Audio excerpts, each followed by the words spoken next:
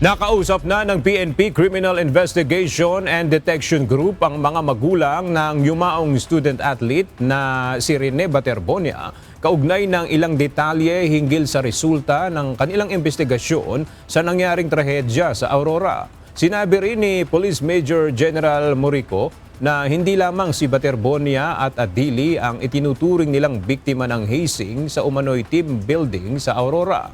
Kasama rin dito ang 18 pang players na napilitang gawin ang mga aktibidad na ipinagawa sa kanila ng mga coach.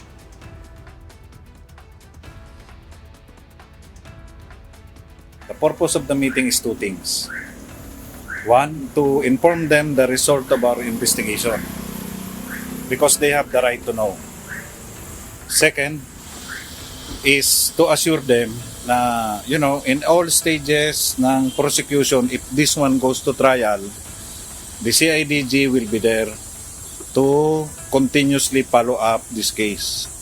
Kasi ang trial, matagal po yan. Then, yung open invitation po is not only limited sa kanila. Because we have conducted an exhaustive investigation, the invitation is also open to other government agencies who are investigating this case, parallel investigation.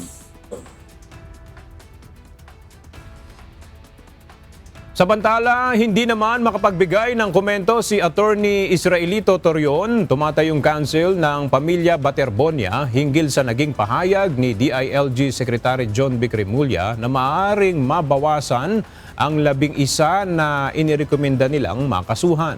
Aniya, hindi pa nito nakikita ang complaint na isinumite ng DILG sa Department of Justice. It's very unique because the supposed complainant has not been given a copy of the complete set of the complaint. I don't know why that is the situation. Be that as it may, it also opens for us a remedy since the DILG secretary himself, we respect him, states that certain respondents can still be withdrawn from the complaint.